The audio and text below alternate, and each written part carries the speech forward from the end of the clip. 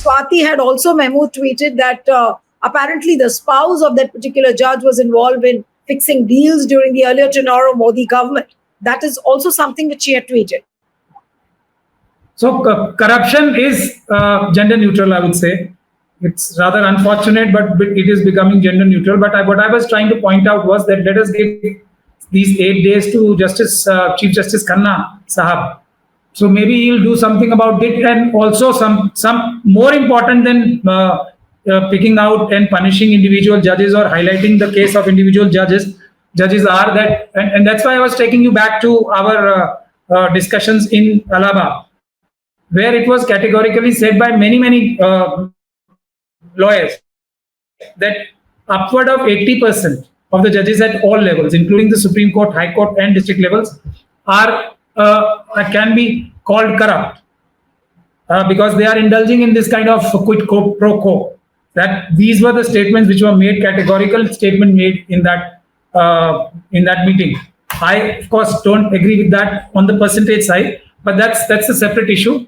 But so rooting out this corruption is more important than taking names of individual judges. But of course, taking names of individual judges helps the larger cause of rooting out the corruption in judiciary, which is rampant now. I have no hesitation in saying this, and I don't think any judge or any person belonging to the judicial community or the justice system would deny this statement if he is honest to his profession. A lot needs to be done at the level of Supreme Court Bar Association also. Today also there is a letter which has been again circulated by another lady member of the bar who's leveled various allegations against the president of the Supreme Court Bar and other members of the Supreme Court Bar Association. So bar, especially the powerful bars, and I'm glad that 15 bar associations of different high courts have joined hands. Some other high court bar associations will also join, but the same is not forthcoming from the Supreme Court Bar Association, where I am also a member. So that's how it is. But it is big. Corruption is becoming a big issue in bar elections also. So that's a very good sign, I would say.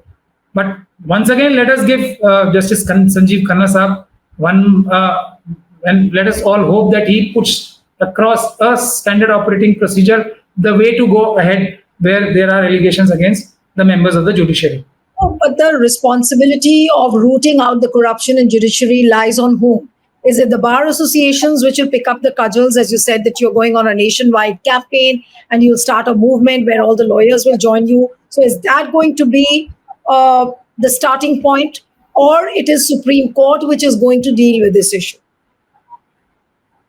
It has to be a joint effort.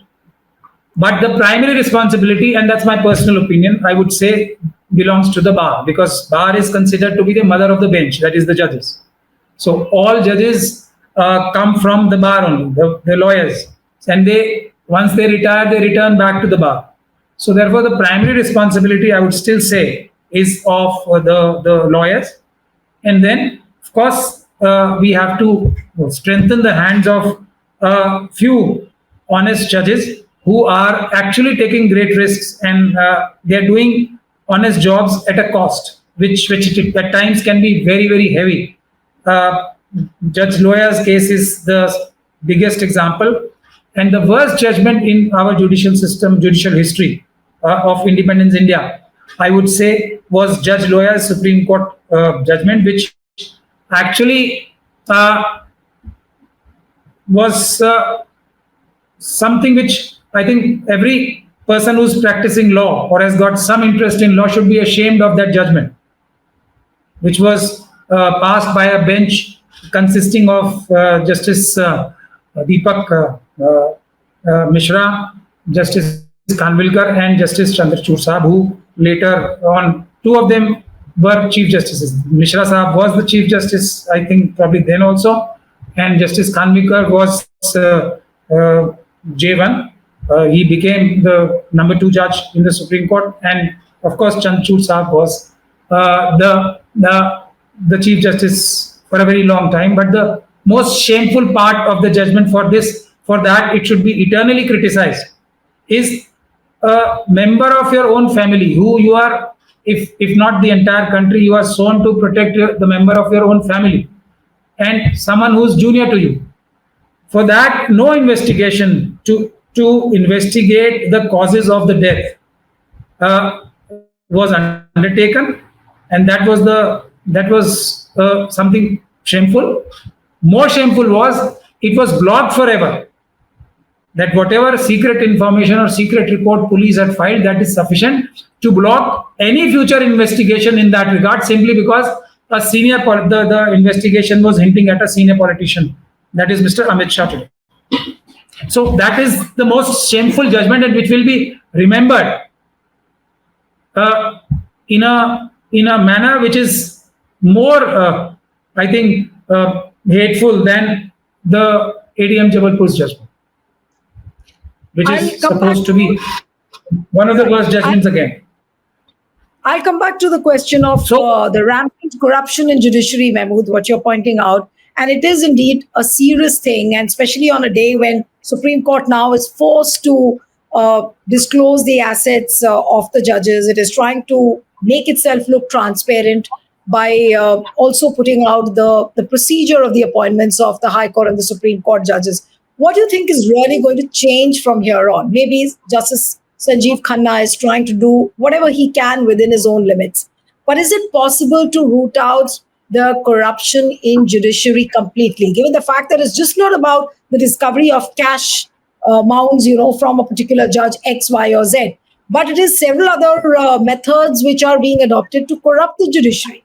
Say, for example, if a judge is supposed to retire, and what if he pre-retirement, he already strikes a deal with the government and then goes ahead and grabs a post or grabs some kind of an allurement? How do you root out that? So it's just not about the discovery of cash mounts from a particular judge's house. I think that's a very, very relevant and good question. See, this kind of quid pro quo, if you are amenable to the government of the time, you get some appointment, you get some benefits. That is the smaller part of the problem, right? Under the circumstances when we are facing such huge problems. So let us put them in sequence. What is the most dangerous thing? What this used to be rare, it became frequent. What is happening for last 10, 11 years is horrifying. Previously, it was exception. And it was not very difficult, to be honest, if you are in a judicial position. So mark my words, it was not very, very difficult to be honest. If you wanted to be, you could, facing some little bit hardships here and there, you could still manage to do that. It's becoming almost impossible today. And that's the worrisome part, and that's the horrifying part. So there are two ways. There is a carrot, there is a stick. And stick is very, very heavy and very, very thick, I would say. So people are cajoled. People are, honorable judges are actually forced to take the route of carrot. So therefore that has become, and see, if a senior bureaucrat at that level of the High Court judges, even the District Court judges and Supreme Court judges, the magnitude of corruption which is possible is mind-boggling, and that is what exactly is happening. Same power, same kind of proportionate power our senior bureaucrats also enjoy, joint secretary level, additional secretary level, and secretary level. Same kind of power even ministers, even higher degree of power ministers and prime ministers enjoy.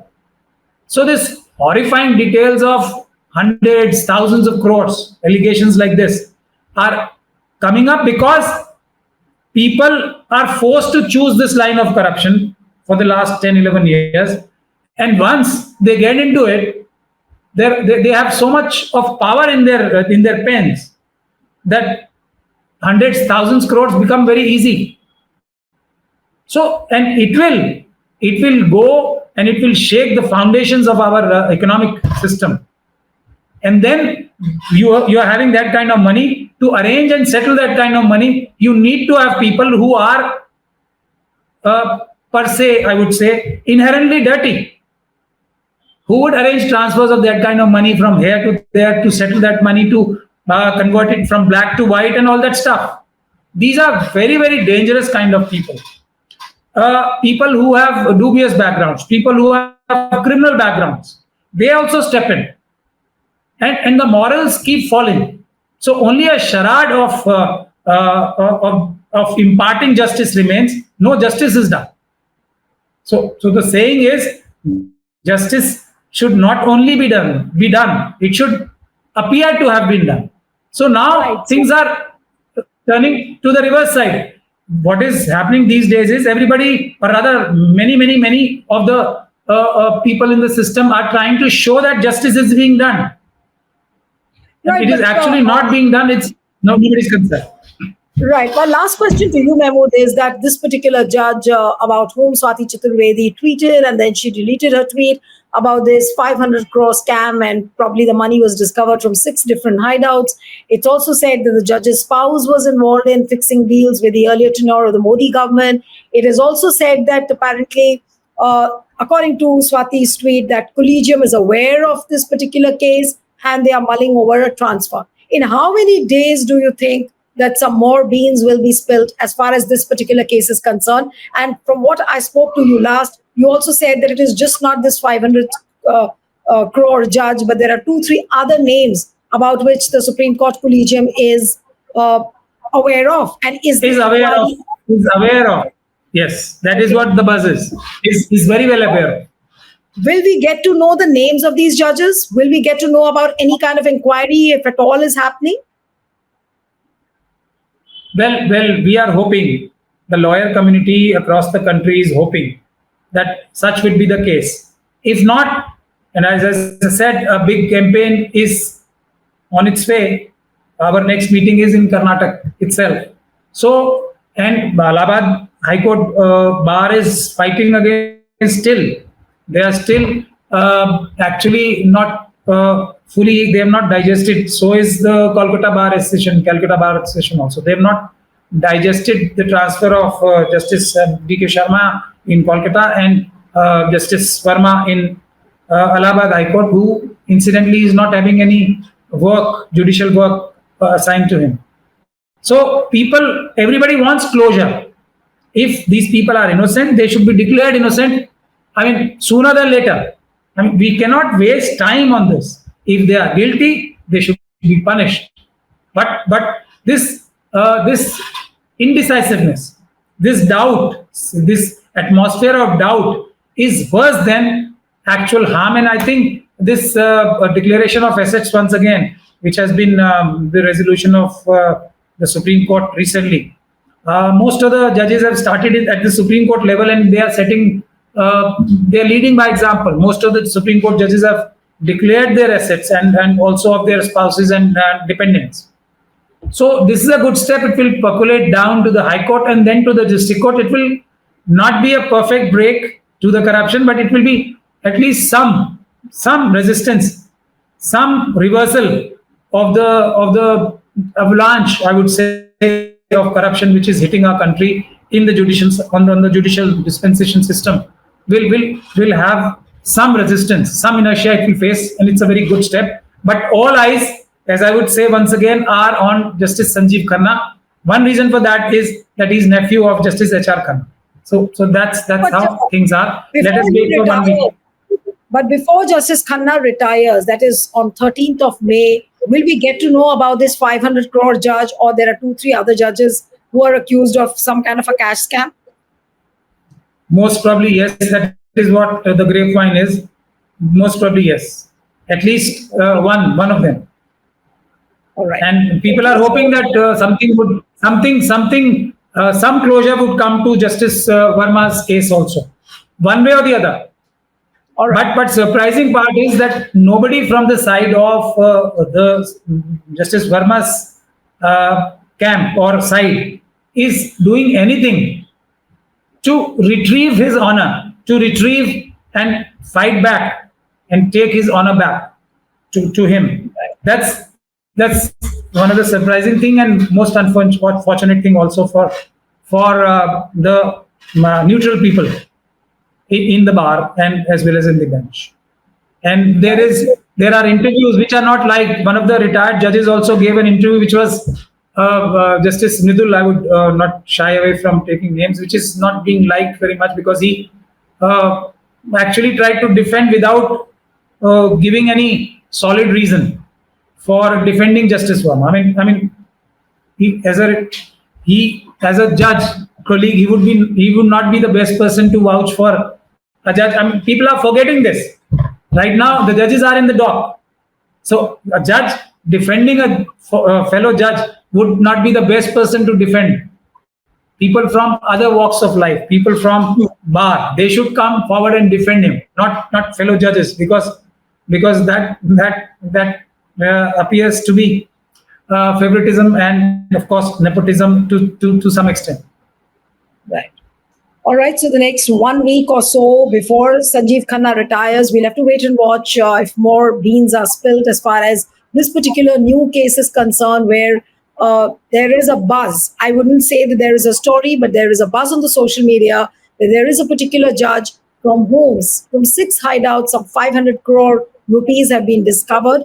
And apparently and allegedly, the spouse of this judge has been involved in fixing some deals with the earlier tenure of the Modi government, and the Collegium is aware of this. And as Mehmood Pracha has just corroborated that, so we'll have to wait and watch what does Sanjeev Khanna do as far as this particular case is concerned, and also as far as the closure to Justice Yashwant Varma's case is concerned. Thank you so much, Mehmood, for joining on Aged Up.